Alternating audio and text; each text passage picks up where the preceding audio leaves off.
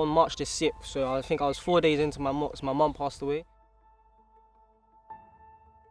If my mum was here, it would be so much easier at home. We've been thrown into the unknown as a result of this pandemic.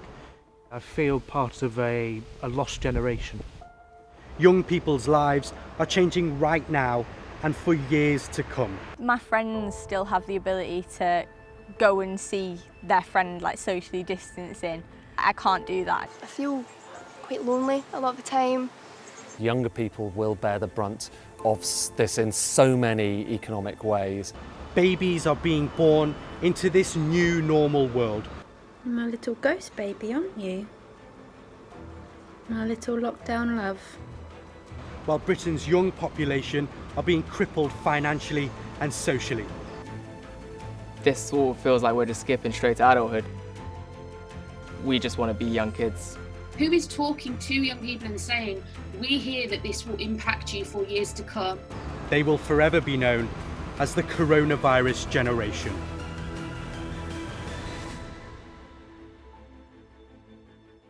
In the UK, there's about 16 million people classed as Generation Z, ranging from those starting out in primary school right the way up to graduates. And the coronavirus is impacting them all right now. Many can't do exams, can't go to high school proms, can't go to university and experience living there, or save up cash by working a job.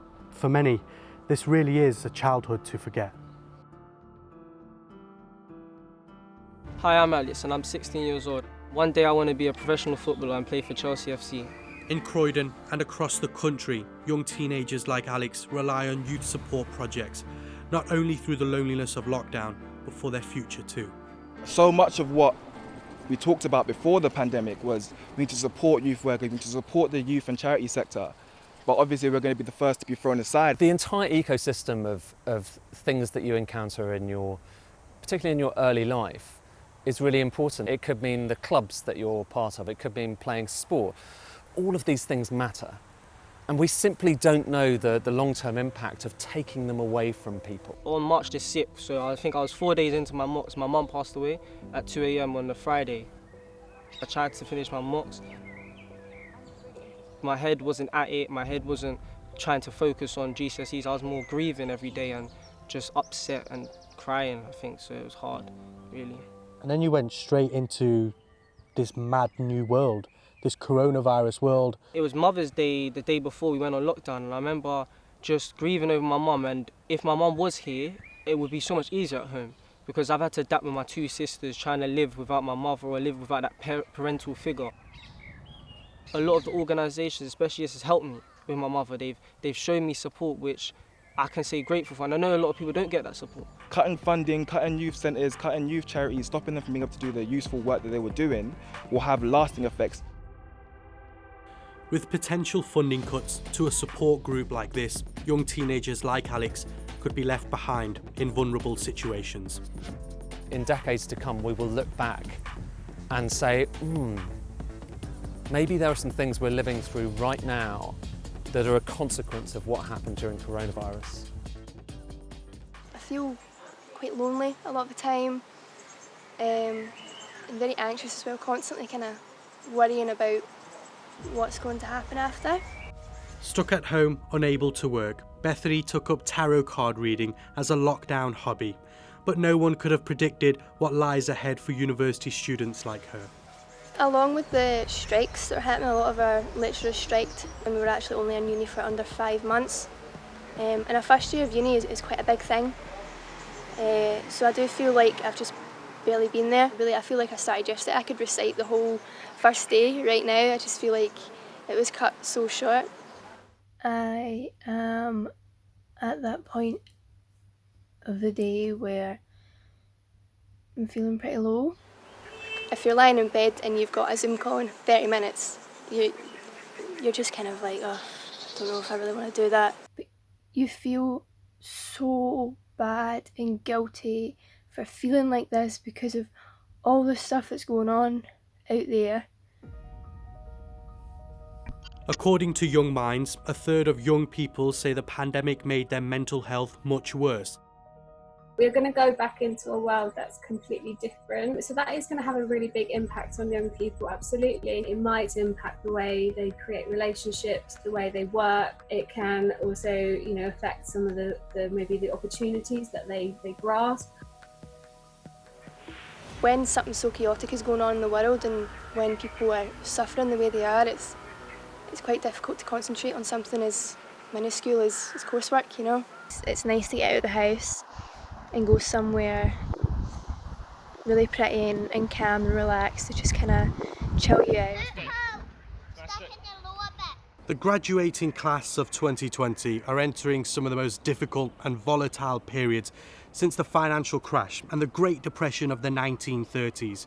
In fact, up to 2/3 of university students applying for graduate jobs have seen applications paused or completely scrapped. I actually had a little bit of work experience lined up for the summer, and that's not happening anymore. Before anyway, it was worrying how you were kind of going to get a job. Now it's just kind of more so, kind of amplified by about 10 times as much. So, if you're just starting off now, coming out of school or coming into university, the first few years of your career are really important, like statistically more important than any other years of your career. And economists have looked back and they've realised that if someone comes out of school, comes out of university, doesn't get a job in the first few years, they are more likely never to get a job.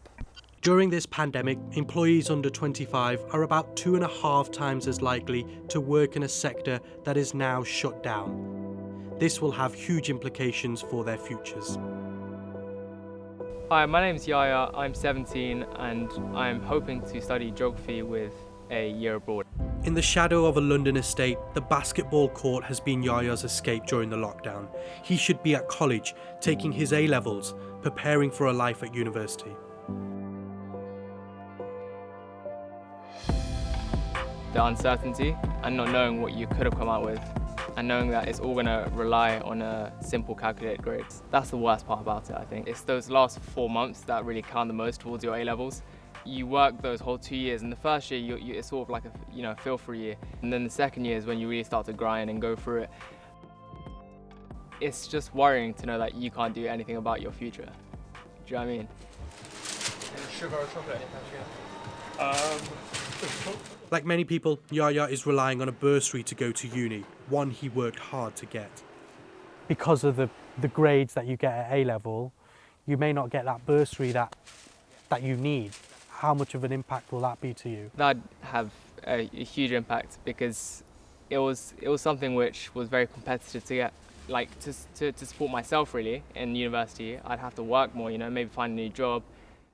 But Yaya already works 3 jobs to help save for university and support his family. It's necessary for me to work just to keep the household running, to help my family, COVID has put a lot of financial pressure on my family. My mum has to constantly stay home, look after everyone. My brother's being furloughed, not making as much as they could be. Would you like some pastries? We'll have some later. You're going to work, you're doing a 9 to 5 like an adult, you're coming back home, giving half of that money to your mum or your family. It just seems strange to be living that sort of that adult persona, that adulthood, and sort of missing out on school, missing out on that celebration. It's just all a bit crap, really.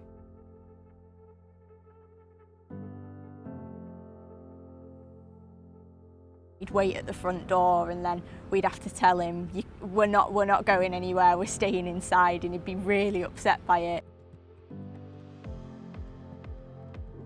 My name's Faith Oliver and I'm the Member of Youth Parliament for Stockport. So I have a younger brother called Xander, and Xander's autistic. He's one of 253,680 11 to 18-year-olds with special educational needs in England alone. For those with special education needs, it's been quite a difficult period because there have been a lot of cuts, to local authority budgets which have trickled down, and so you haven't necessarily got quite as resilient a support structure as you did before. And then on top of that, you obviously have this crisis, the virus, the lockdown. Many children with those needs haven't been able to go to the schools or to the support structures that they need to keep them going. They say your teens are the best years of your life, but for Faith, who has to juggle supporting her younger brother and her schoolwork, the consequences of this pandemic mean life is extra hard. The most vulnerable young people across the nation are not getting the support and the services that they need to thrive in their everyday life. My brother's very used to very rigid routines, so he gets up at a certain time, he gets ready for school, he eats the same breakfast, he sees the same people every day. Because we're used to being able to him to go to school, but because he's in the house full time, it's gone a lot to me and my sister to make sure we can care for my brother whilst everybody in the house does their bit to make sure everything's still going as it should be. We can't always give him necessarily what somebody from an outside organisation can come in and do. So when those cuts happen, I think even though it'll affect us, it'll affect my little brother the most. It's Chris Wright, Catch-22 Chief Executive. I have to run an organisation which, we reach out to 60-odd thousand people a year and hopefully have some impact on their lives. Young people are at the heart of your organisation, so do you feel because of the coronavirus pandemic you'll support fewer in the future? I think that's an inevitability. If we're going to have less money available to us, then we'll have less money to be able to spend on reaching the people we're here to try and support. The people who are the most vulnerable are the people who are going to suffer most from this crisis. Under the Coronavirus Act outlined by the government in April, support for special educational needs students like Faith's younger brother has already been altered. It's still too early to say just how difficult and brutal this is going to be. But I don't think it's too early to say that there is going to be bad news and setbacks in the coming months.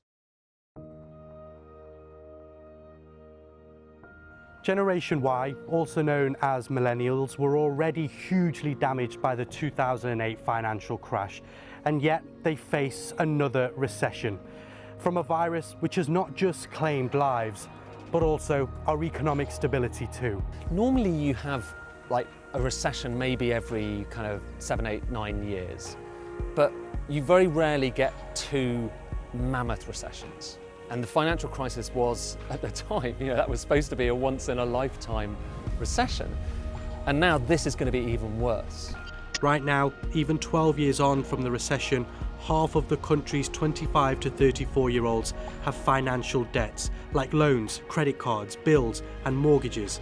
That is only set to get worse with another economic crisis looming. What do you kind of go home and think about? At just the age of 23, Laura inherited the family business. Over a decade later, because of this pandemic, she fears it may not survive. I literally grew up here, I've grown up here, taken over the family business. If the business was then to die as a result of that, then yeah, I'd find it very upsetting. We've only actually been shut for a total of 1 day in 40 odd years, which was half a day for Princess Diana's funeral, half a day for my father's funeral. Come that Monday night, obviously when we all tuned in and watched Boris's announcement, you must stay at home. Making the decision, texting all the staff and saying, right, the doors are shut, we're going to have to change things around. It's very difficult.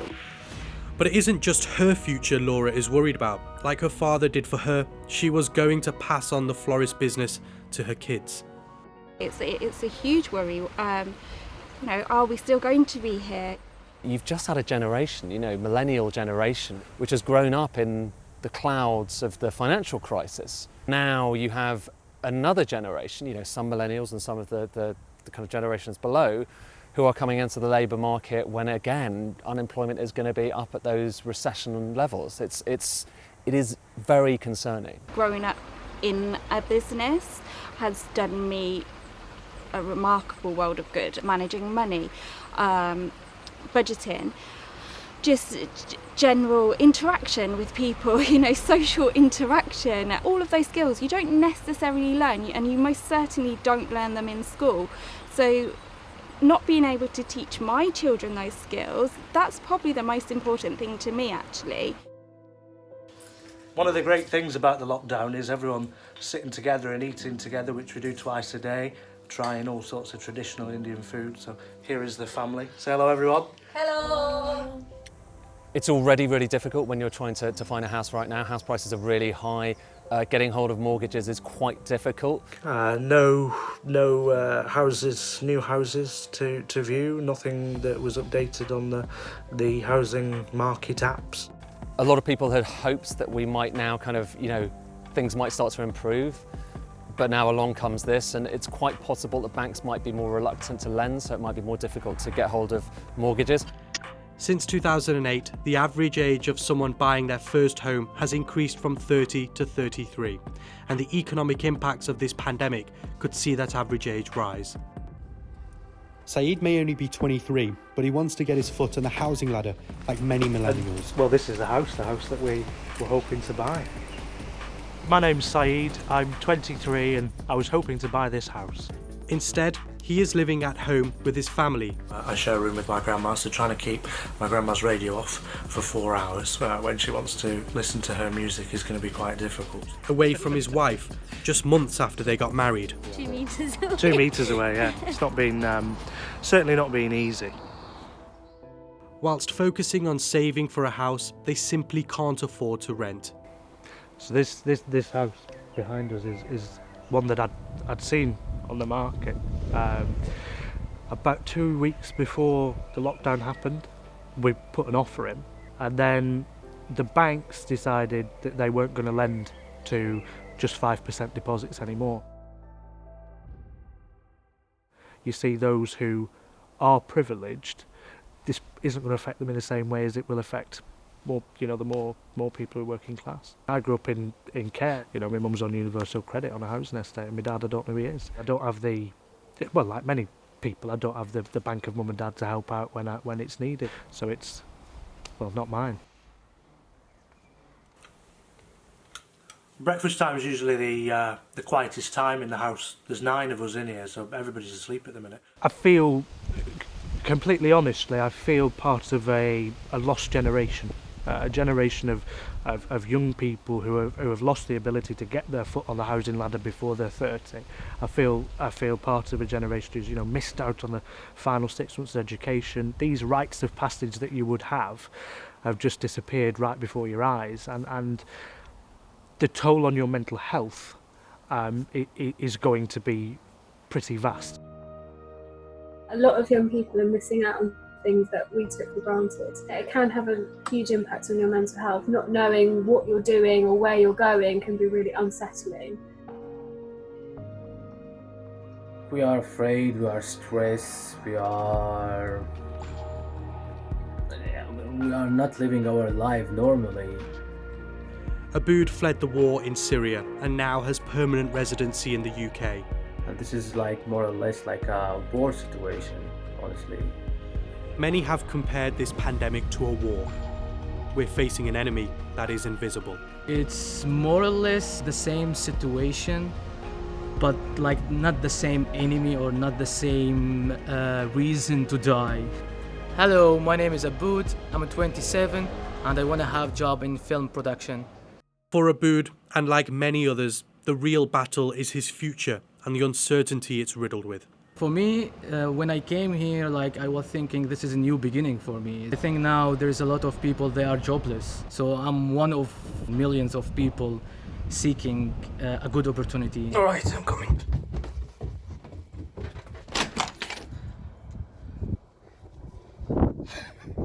He gone. I applied for Deliveroo and they put me on the waiting list. I've heard it's easy job, they accept you like this, but now with this pandemic, they put me on the waiting list. If you're not able to get a job early on or support yourself in the way that you would like, then there is a scar that opens up there. And it just means statistically, those generations, those particular people are less likely, not just for those years, but for the next few decades, less likely to get into the workforce, less likely to get jobs, less likely to earn an income. Even the British people, they don't get job easily. I'm working hard to secure this future, but sometimes I don't know how. Timmy and Tressie is crying. Yeah, they are, aren't they? Yes, they are. What's happening?